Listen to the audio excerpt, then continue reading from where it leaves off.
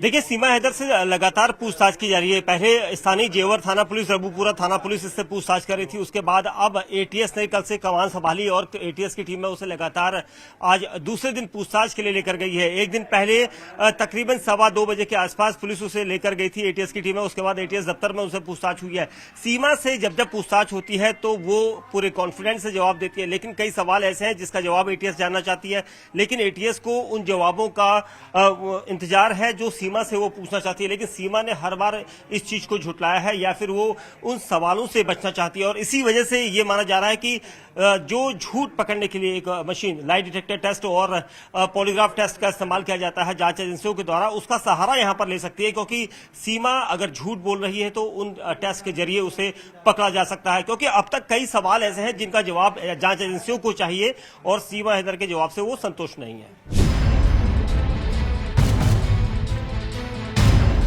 सीमा पाकिस्तान से नेपाल के रास्ते भारत होते हुए ग्रेटर नोएडा कैसे पहुंच गई?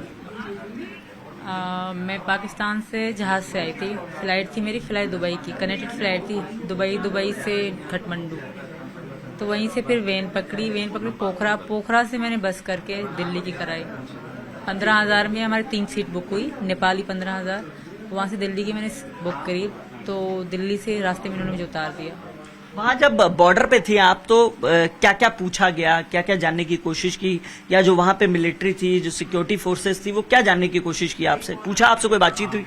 एक ही आया था, ज्यादा नहीं आया। मतलब नेपालियों ने तो मुझसे पूछा ही नहीं, मुझसे बात ही ना करी। जब नेपाल बॉर्डर क्रॉस कर रहे थे ना, तो उन्होंने मुझसे बात भी ना करी। मतलब ऐसा, जब बॉर्डर आने से पहले जो बस का कंडक्टर था उसने हमारे नाम लिख दिए थे कि सीमा, मेरे बच्चों का।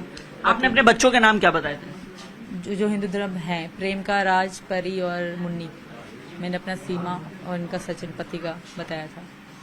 तो क्या पूछा था वहाँ, क्या जानने की कोशिश की थी? जब नेपालियों ने तो कुछ पूछा ही नहीं मुझसे, कोई भी सवाल नहीं करा। कि अपनी नेपालियों से पूछ रहे थे कि ये इंडिया की है, इंडिया जा रही है।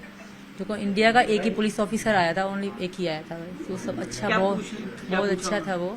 उसने बस मुझसे एड्रेस पूछा, पति का नाम पूछा और मेरे बच्चों से प्यार करा था। बीमार थे ना मेरे बच्चे, सारे से गोदी में पड़े हुए थे। इससे ज्यादा उन्होंने कुछ सवाल नहीं करे। वो बहुत अच्छा इंसान था शायद, बस यही। उन्होंने कार्ड वार्ड कुछ नहीं पूछा मुझसे। हाँ, बस ऐसा पूछ रहे थे कि तुम्हारे पति क्या करते हैं या कहाँ जा रही हो? नोएडा जा रही हूँ, रबूपुरा में। तो इनका नाम बताया मैंने, कहा ये मेरे पति हैं, मैं वहीं जा रही हूँ। मैं ठकरायन हूँ, वो ठाकुर है। इससे ज्यादा उन्होंने सवाल ना करे। और बस सब। कितने दिन ट्रेवल रहा? आप कब चली थी पाकिस्तान से, किस तारीख को चली थी? मैं 10 मई 4 बजे चली थी। 10 मई 4 बजे। और फिर यहाँ आई है 13 तारीख को, यानी 3 दिन लगातार सफर रहा है। जी सर। तो पहले यहाँ से दुबई गई, दुबई में तो आपके पति भी थे ना? वो तो सऊदीया में है, पर मैं दुबई में थी। दुबई में मेरा फ्लाइट। इस दौरान 3 दिनों में कोई बातचीत हुई पति से? ना, इन दिनों में नहीं हुई। मैं उधर एयरपोर्ट के अंदर ही थी। एयरपोर्ट से बाहर हम गए ना, कनेक्टेड फ्लाइट थी ना, एयरपोर्ट से बाहर आउट नहीं जाने देते, तो वहीं से दूसरे जहाज में बिठा दिया। फिर काठमांडू 11 की सुबह में पहुंच गई काठमांडू। ठीक है, फिर काठमांडू के बाद वेन पकड़ी, मैं गई सीधा पोखरा, क्योंकि किसी ने मुझे कहा कि पोखरा से आपको दिल्ली की बस मिल जाएगी आराम से। अच्छा। किसी ने वहीं नेपाल में ही पता पड़ी ना, नेपाल लोग सब हिंदी कर लेते हैं, हिंदी बोल लेते हैं। ठीक है। तो मैं वहाँ से पोखरा गई। पोखरा में रात को रुकी, शाम में पहुंची। सुबह को बैठे जैसे मैं उतरी तो शाम में हम पहुंचे, और शाम को मैं सो गई। सुबह बच्चों का आराम करा, एक होटल रूम लिया। फिर सुबह को सवेरे हम निकले और दूसरे सुबह पहुंचे हम।